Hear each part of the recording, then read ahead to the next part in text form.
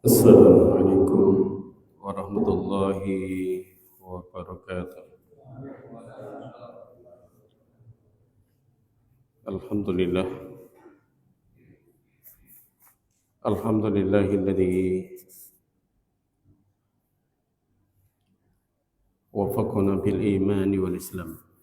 Nahmaduhu wa nasta'inuhu wa astaghfiruh wa na'udzu billahi min shururi anfusina wa min sayyiati a'malina. May yahdihillahu fala mudilla lahu ومن يضلل فلا هادي له لا حول ولا قوة إلا بالله أشهد أن لا إله إلا الله وحده لا شريك له وأشهد أن محمدا عبده ورسوله اللهم صل وسلم وبارك على محمد وعلى آله وأصحابه ومن تبعهم بإحسان إلى يوم الدين أما بعد رضيت بالله ربا وبالإسلام دينا وبمحمد النبي ورسولا ربي زدنا علما warzuqna fahma amin amin ya rabbal alamin. Bapak-bapak, ibu-ibu, para jamaah salat maghrib yang semoga kita semuanya selalu dirahmati oleh Allah Subhanahu wa taala. Amin amin ya rabbal alamin. Mari kita mengawali di dalam perjumpaan pada malam hari ini. Kita selalu bersyukur atas nikmat karunia yang oleh Allah limpahkan kepada kita semuanya, di mana kita masih diberikan keistiqomahan untuk kita ada dalam majelis ilmu, dan sudah barang tentu sebuah ar-roja kita kepada Allah Subhanahu wa taala, pengharapan kita kepada Allah. Mudah-mudahan kita oleh Allah Subhanahu wa taala diberikan kelapangan untuk memahami apa yang ada di dalam dinul Islam yang hak ini. Amin amin ya rabbal alamin. Dan mudah-mudahan kita termasuk orang-orang yang menghidupkan sunnahnya Rasulullah SAW. Amin amin ya rabbal. Bapak-bapak, ibu-ibu, para jemaah yang dimuliakan oleh Allah, pada kesempatan malam hari ini saya akan bacakan hadis tentang babu ad-du'ai ila syahadataini wa syara'il islami. Bab kaitannya dengan mendakwahkan, yaitu ad-du'ai ila syahadataini, mendakwahkan dari dua kalimat syahadat, ya, wasarail islami, dan syariat-syariat Islam. Jadi ini merupakan tuntunan bagi kita, ya. Kalau kita ini sudah menyatakan diri kita dengan la ilaha illallah Muhammadur Rasulullah, maka itu merupakan syahadataini. Jadi maknanya adalah kita meyakini terhadap siapa ilah kita, siapa yang mesti kita harus tunduki, siapa yang harus kita patuhi, siapa yang harus disembah, itu sudah jelas Allah Azza wa Jalla illallah. Wa asyhadu anna, dan kita meyakini, mempersaksikan bahwa Rasulullah Shallallahu Alaihi Wasallam dialah merupakan hamba dan utusan Allah, ya, hamba dan utusan Allah, yang mana di situ kita mengikuti apa-apa yang diajarkan oleh Rasulullah Shallallahu Alaihi Wasallam. Karena apa-apa yang diajarkan oleh Rasulullah SAW itu merupakan penjelas dari Al-Quran, merupakan penerang terhadap Al-Quran, merupakan bayan terhadap apa yang terkandung ada di dalam Al-Quran. Selain kita ini menyeru kepada syahadat ini, maka wa syara'il islami, dan kita juga wajib hukumnya untuk yaitu mendakwahkan syariat Allah. Ya, wajib mendakwahkan terhadap dua kalimat syahadat wajib, kemudian juga syariat Allah Subhanahu wa taala. Nanti saya sampaikan bagaimana kewajiban kita terhadap agama ini. Mari kita baca di dalam hadis Rasulullah SAW. Yang pertama adalah hadis Abbas ibnu Abbas, maaf ya. Hadis Ibnu Abbas radhiyallahu anhu anna Rasulullah sallallahu alaihi wasallam lama ba'asa Mu'adhan radhiyallahu anhu alal yamani qala innaka taqdamu ala qaumi ahlil kitab falyakun awwala ma tad'uhum ilaihi ibadatullah fa idza arafullahu fa akhbirhum annallaha qad farada 'alaihim khamsa shalawatin fi yaumihim wa lailatihim fa idza fa'alu fa akhbirhum annallaha farada 'alaihim zakatan min amwalihim wa turaddu 'ala fuqara'ihim fa idza ata'u biha fa khudh minhum wa tawaqqa karaima amwalin nasi. Akhrajahu al-Bukhari fi kitabir zakah babu la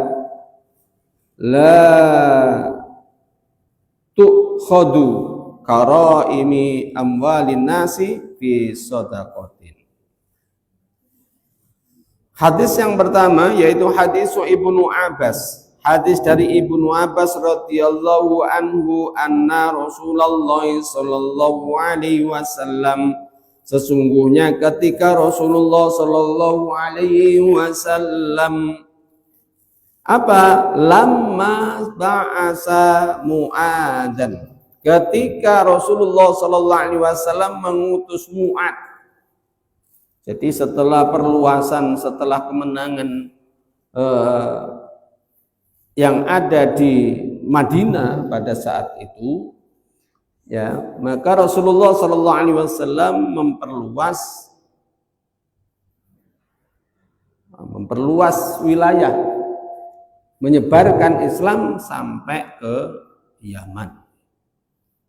Yaman itu kalau dahulu itu jadi satu apa itu, ya, nggak ada Yaman Utara, Yaman Selatan, nggak ada. Jadi Yaman itu ya Yaman, ya. Kenapa kok bisa sekarang ini Yaman Selatan, Yaman Barat, Yaman Utara?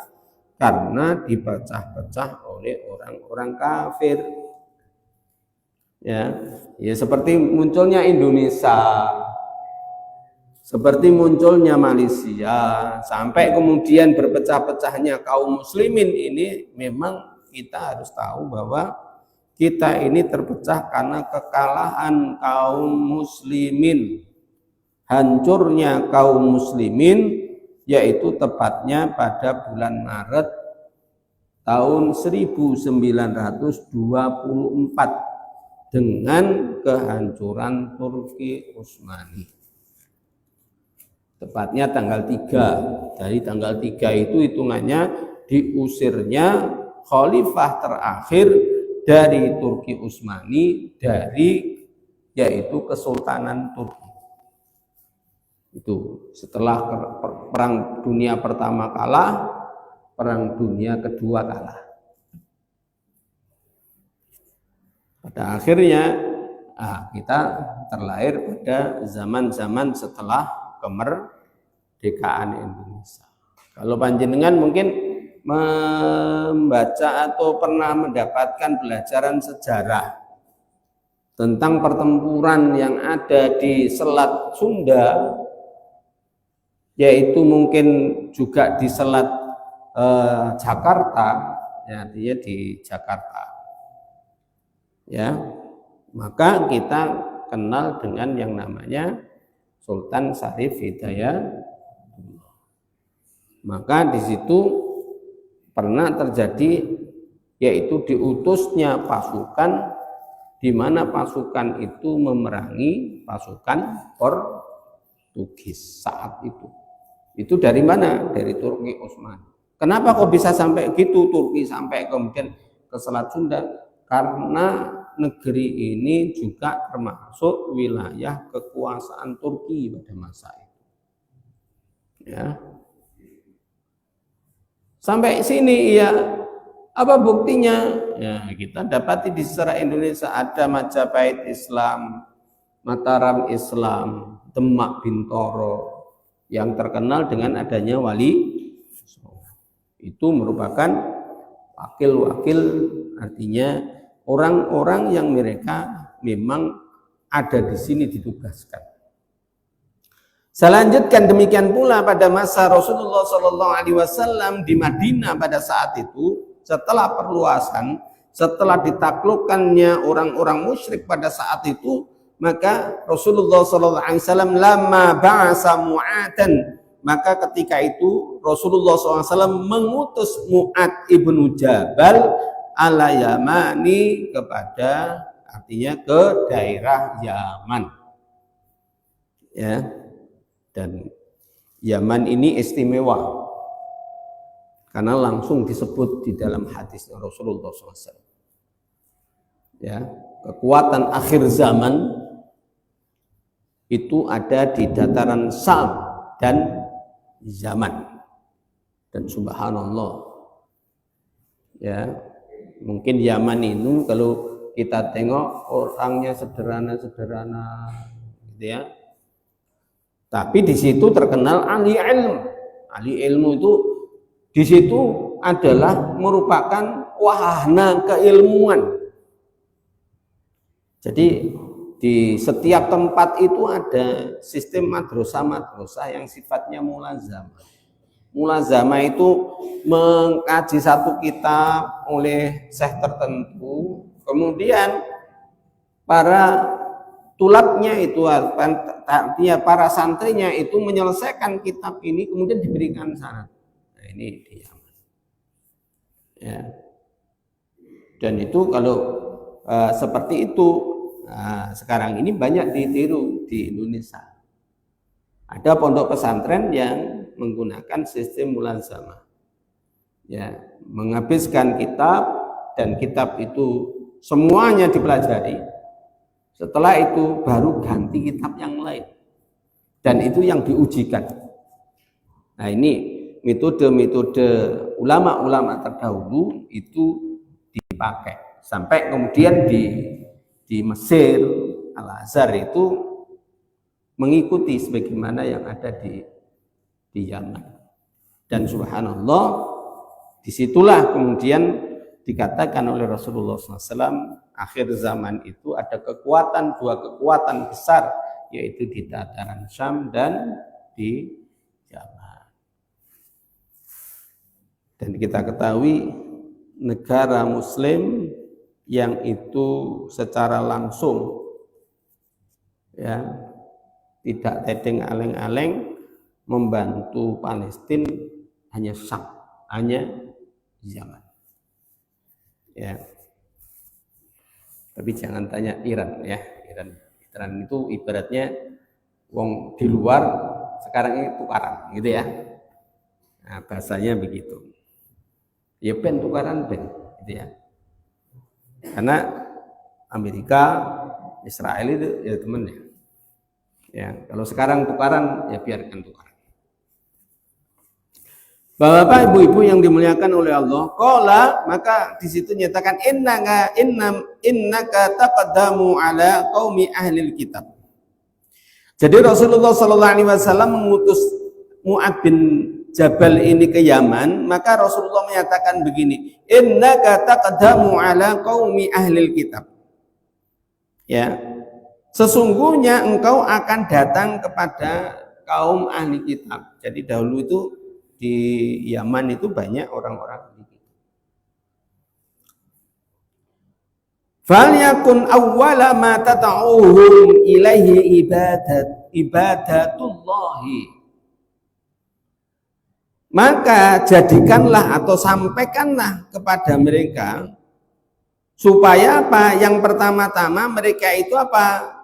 Tad'uhum, mereka itu kamu seru, kamu dakwai ilaihi kepada Allah Subhanahu wa taala ibadatullahi, bagaimana itu cara menjalankan ibadah kepada Allah Subhanahu wa taala. Berarti enteng. Ya. Pertama yang dilakukan kau apa? Dakwakan adalah ibadah kepada Allah Subhanahu wa taala. Maknanya ibadah itu bukan sholat, bukan itu. Tapi apa? Yaitu asyhadataini. Ya. Jadi syahadatain. Ya. Jadi syahadatain ya.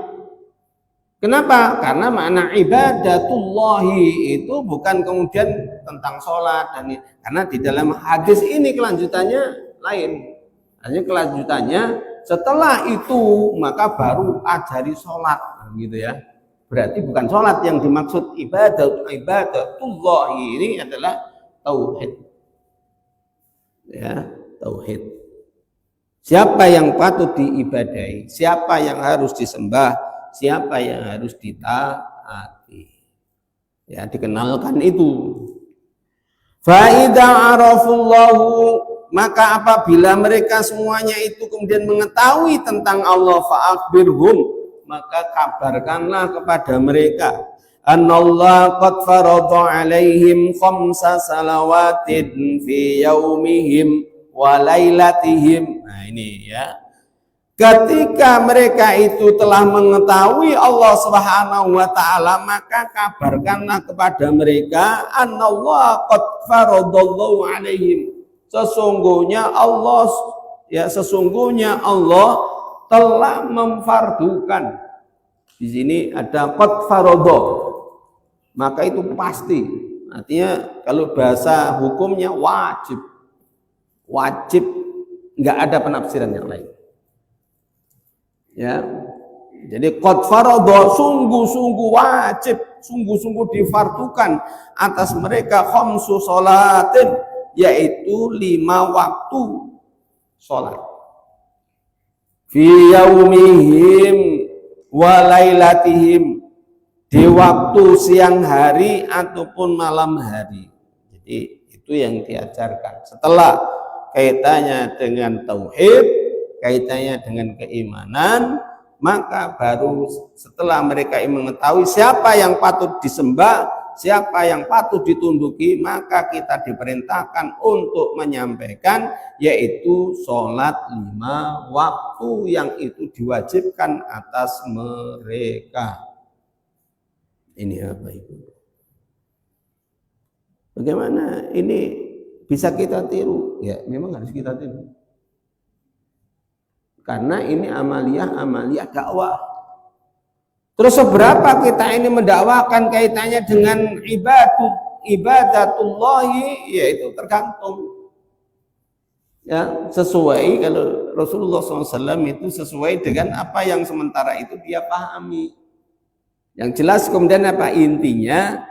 Yang kita harus tunduki, yang patuhi, yang kita sembah adalah Allah Subhanahu wa taala. Tidak ada yang maha kuasa atas segala sesuatu di alam semesta ini kecuali adalah Allah Ta'ala. Nah ini ya. Jadi kalau sudah mengetahui begitu dan dia paham kaitannya dengan itu, maka baru menyampaikan kaitannya dengan sholat 5 waktu. Nah, inilah yang kemudian di dalam Kutubus Sirah itu Bapak Ibu-ibu, Kutubus Sirah itu apa? Yaitu perjalanan dakwah Rasulullah SAW. Maka kita ini kalau berdakwah jangan hanya kemudian menyangkut masalah amaliyah sholat. Ya, kenapa? Karena itu sesuatu yang kenapa dia sholat nggak tahu. Artinya kalau tidak dari awal dia tidak tahu. Ya, ini. Berarti penting sekali dakwah yang seperti ini. Iya. Dan ini petunjuk yang digambarkan oleh Rasulullah Sallallahu Alaihi Wasallam.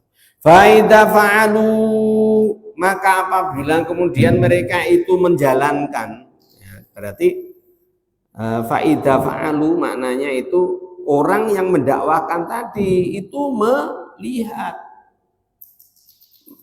mengoreksi, artinya melihat betul apakah yang didakwakannya, apakah yang disampaikannya itu mereka lakukan enggak? Ya.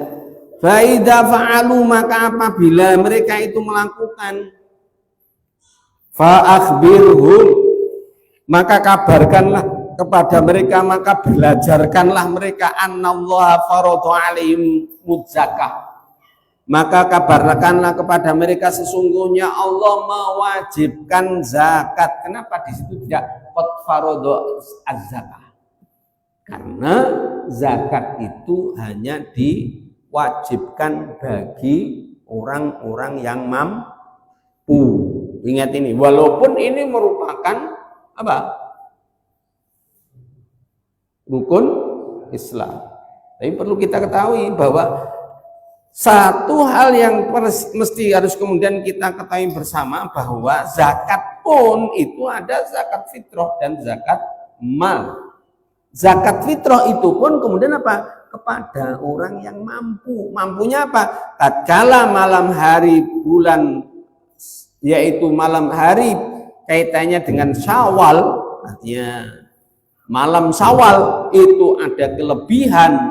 Jadi ada kelebihan, ya, yang ada pada diri seorang mukmin. Apa itu? Makanan. Maka dia harus mengeluarkan zakat. Ya, pas ternyata besok masih ada dimakan, ada kelebihannya, keluarkan, wajib hukumnya. Ini apa ibu-ibu? Ini juga perlu diketahui oleh panitia zakat. Ya, jangan sampai ada orang bayar zakat fitrah utang. Dia sudah tidak mampu, kemudian karena hari raya dia terpaksa berutang untuk mengeluarkan zakat. Inilah pentingnya bagi kita semuanya, panitia-panitia itu melakukan pemetaan. Pemetaan apa? Pemetaan orang fuqara wal masakin. Ya. Fuqara wa masakin. Itu yang diutamakan. Kalau 8 asnafnya itu juga ada berjenjang. Tidak asal kemudian itu kita tengok kemudian enggak ada, hanya fuqara masakin. Nanti dulu. Nah, ini apa itu? Jadi di sini di dalam lafadz ini, hadis ini tidak menggunakan qad. Qad itu karfu takkid, ya, yang membuktikan bahwa wajib hukumnya, punya dan tidak punya wajib. Tapi kalau di sini tidak ada lafadz itu, berarti apa? Sebagaimana keterangan-keterangan di dalam kitab-kitab yang lain menyebutkan bahwa mereka adalah orang-orang yang mampu, artinya kena nisab, kena hukum, mesti harus mengeluarkan. Kalau belum kena hukum, maka dia bebas tidak mengeluarkan. Ini Bapak Ibu. Beda dengan qad faradha alaihim khamsu sholatin. Nah, kan beda ya. Jadi diwajibkan, bu dia miskin, bu dia fuqara, ya, dia kaya ataupun kemudian dia sedang-sedang, maka wajib hukumnya sholat. Nggak ada itu orang yang lapang saja yang sholat, tidak ada. Semuanya wajib sholat. Nggak melihat miskin, nggak melihat itu fakir, nggak melihat sudah banyak hartanya, ya, maka wajib hukumnya sholat. Ini Bapak Ibu. Nah, setelah kemudian mereka melakukan, maka katanya Rasulullah, fa'akhbirhum anna Allah faradha alaihim az-zakah. Ya, jadi Baru setelah itu diberitahukan, dikabarkan bahwa sesungguhnya Allah mewajibkan atas mereka berzakat. Nah ini. Min amwalihim, dari harta mereka. Jadi bukan min amwalikum, enggak, tapi min amwalihim. Jadi harta-harta mereka. Kalau tidak memiliki harta, maka tidak wajib zakat. Ini apa itu? Wa turaddu ala fuqaraihim. Ya. Wa turaddu ala fuqaraihim, dan diberikan itu kepada orang-orang fakir di antara mereka. Ya, jadi zakat itu kalau di dalam hadis ini yang terutama yang harus dipikirkan pemetaannya yaitu orang-orang yang fuqara, ya, fuqaraihim, di antara kaum itu. Jadi jangan sampai ternyata sudah dibagi, ada orang yang fakir, orang yang miskin yang kemudian enggak terberi. Ya, hati-hati ini. Karena dalam persoalan ini adalah sebuah amanah yang diberikan oleh orang, bahwa terbentuknya kepanitiaan zakat itu, ya, bahwa orang yang membentuk panitia tadi amanah, mesti harus amanah, jangan sampai tidak amanah. Ini apa ibu-ibu? Lebih-lebih dengan fenomena perbedaan yang terjadi di Indonesia ini, ya. Apa perbedaannya? Riyo ini itu. Gimana supaya bisa selamat? Diambil yang mana? Yang lebih duluan atau yang terakhir? Yang duluan, ya. Tapi ada di daerah sana, gitu ya. Karena keputusannya masih ini bisa dilanjutkan. Banyak hal, ya. Ya mudah-mudahan dengan adanya kalender global, ya, itu akan menyatukan kaum muslimin. Sebenarnya kalau betul-betul menggunakan mazhabnya Imam Syafi'i, ya, maka kita ini nggak perlu itu ibaratnya meru'yah dimanapun berada, ya. Kalau sudah waktunya masuklah semua.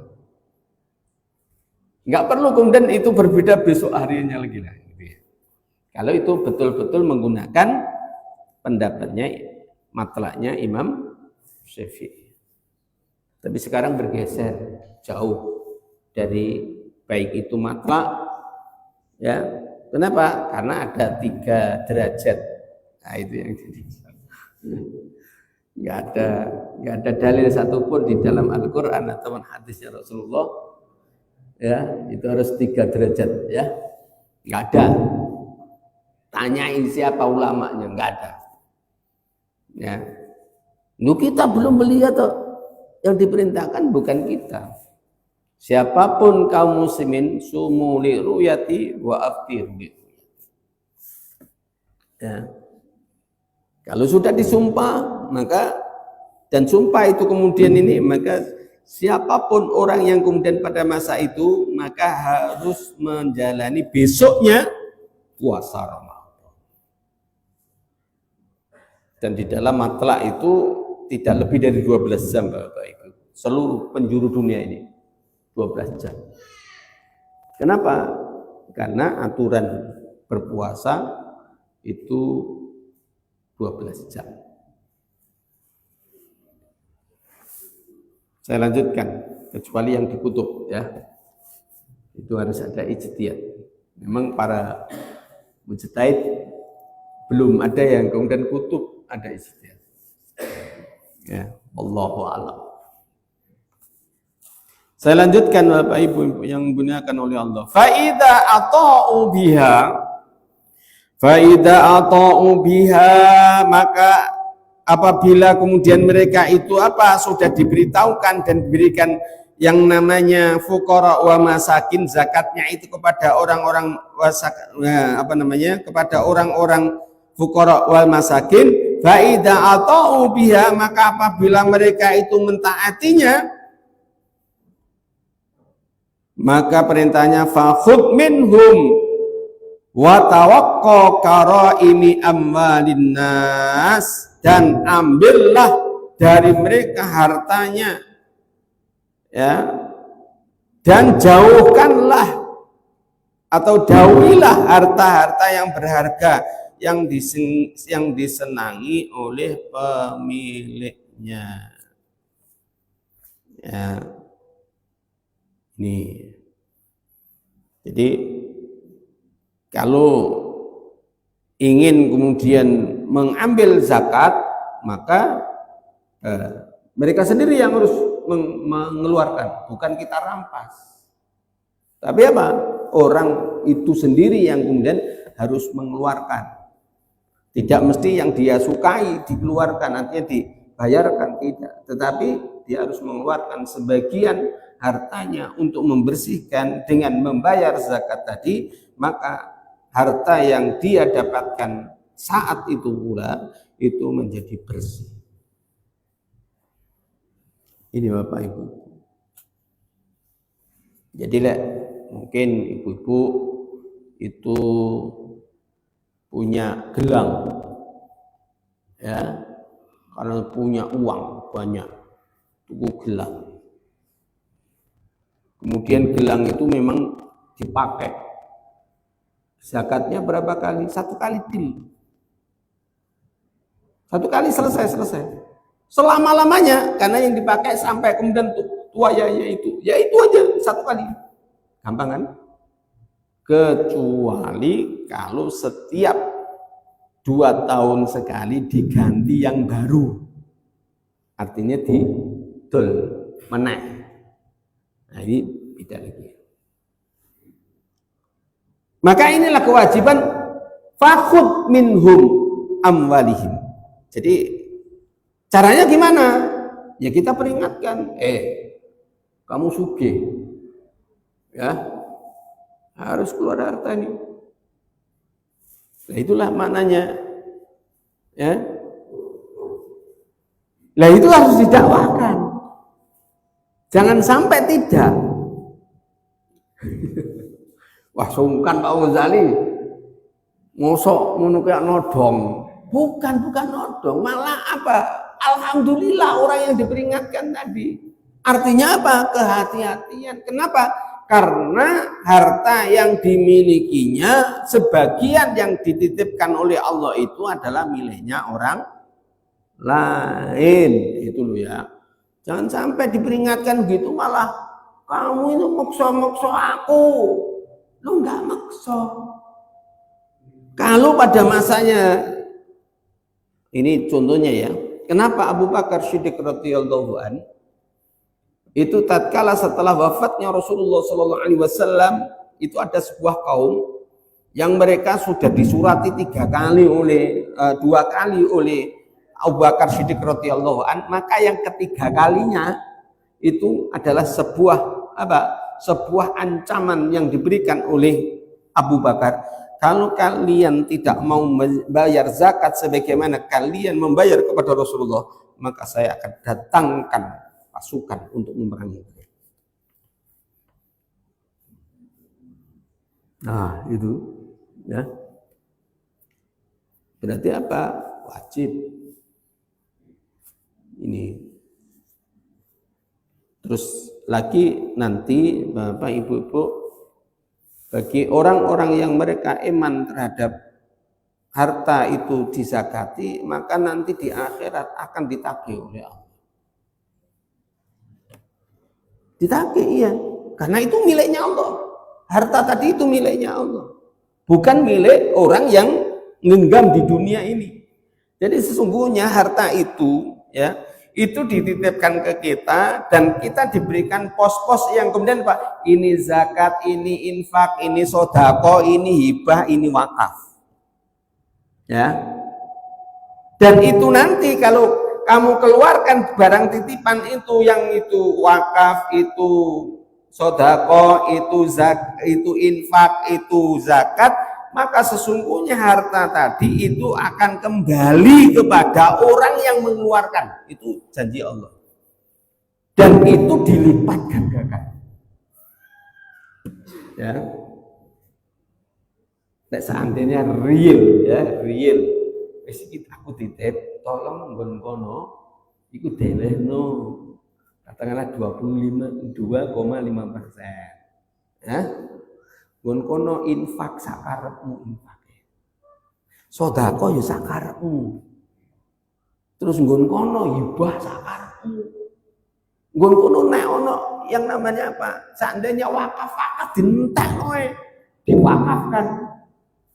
Ya, nek seandainya itu real dalam kehidupan ini langsung mak jereng setelah tata tadi ditoto kemudian apa diletakkan mak jereng kemudian kembali kepada orang yang ngedom tadi, manusia ini berlimpah akan berlomba-lomba beleh.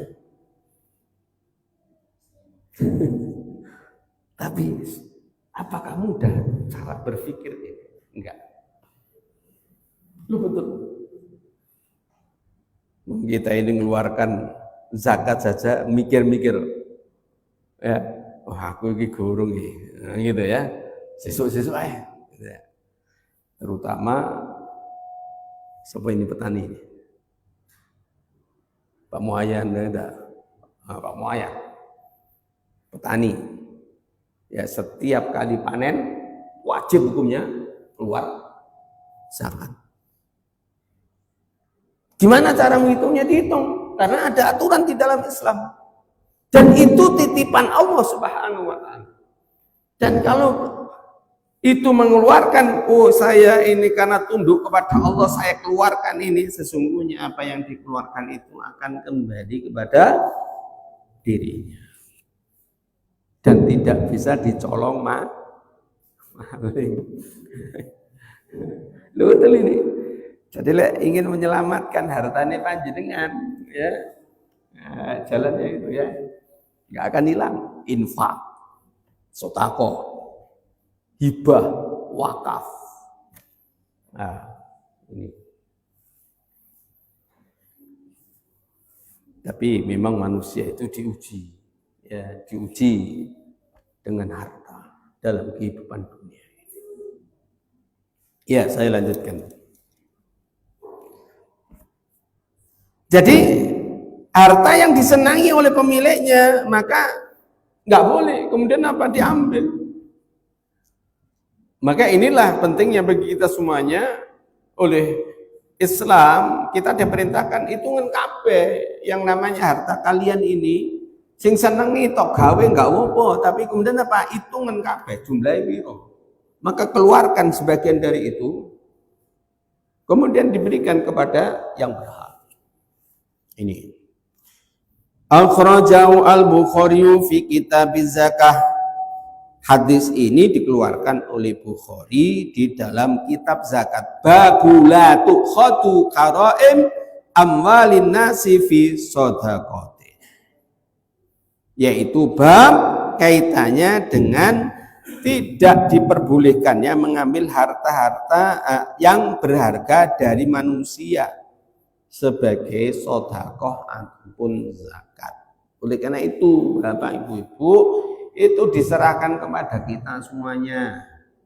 Ya, kita semuanya. Ya, tapi ya jangan begini, nanti sedekah itu kemudian ben sedekah, aku tak sedekah, tapi sesuatu yang enggak dia senangi. Nah, ini kan masalah toh. Sing enggak gelem dia sudah enggak mau dipenen. Mananya bukan begitu pula ya. Aku sih enggak senengi kemudian tak ya. Bukan begitu ya. Ini sing wis elek-elek diweneni wong, sis ora doyan weneni wong, ya jangan. Ya. Dan perlu kita ketahui semuanya bahwa apa yang kita senangi itu ada batas masanya. Ya. Ini kita harus menyadari. Kemudian hadis yang kedua, hadis Ibnu Abbas radhiyallahu anna Nabiy sallallahu alaihi wasallam ba'asa Mu'adhan ila Yamani. Nah, ini juga sama tapi dari matan yang lain. Ya, isinya lain tapi ya juga pernah didapatkan dari Rasulullah oleh Ibnu Abbas pula. Apa isinya? Ketika Mu'adz bin Jabal itu diutus oleh Allah Subhanahu wa taala fil Yaman, maka Rasulullah SAW mengatakan faqala ittaqi da'watu madlum fa inna ma laisa bainaha wa bainallah hijabun. Ya. Maka ini penting pula ya. Hadis diriwayatkan oleh Ibnu Abbas radhiyallahu anhu bahwa Nabi Shallallahu alaihi wasallam itu mengutus Mu'adz bin Jabal ke Yaman, di mana kemudian Rasulullah Shallallahu alaihi wasallam itu bersabda ittaqi da'wata madlum, ya, jauhilah ya oleh atau takutlah kalian semua. Kalau ittaqillah itu bahasanya takutlah kalian kepada Allah, ya, atau ittaqi da'watun, ya, jauhilah atau takutlah kalian dengan doanya orang-orang yang mereka itu apa? Madlum, orang-orang yang didolimi.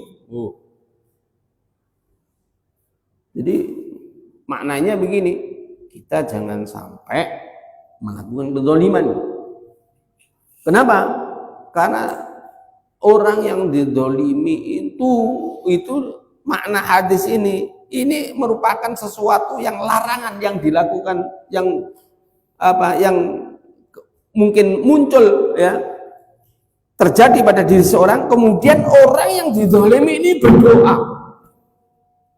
Hati-hati Bapak ini ya.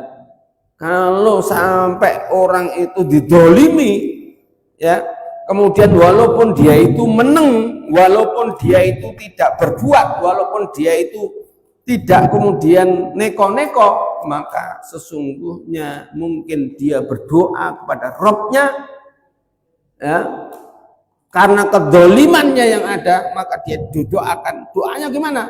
Maka katanya Rasulullah SAW dinyatakan fa innaha laisa bainaha wa bainallahu hijabun. Maka sesungguhnya katanya Rasulullah SAW, sesungguhnya tidak ada penghalang antara doanya orang yang madlum tadi, orang yang didolimi tadi, dengan Allah Subhanahu wa taala. Artinya apa? Langsung didengar oleh Allah, Allah istijabah. Mungkin jangan pernah ngalamin. Ya, karena nggak bisa berbuat apa-apa, maka kita hanya menyandarkan kepada Allah. Dan betul Allah kemudian apa? Itu membuka tabirnya.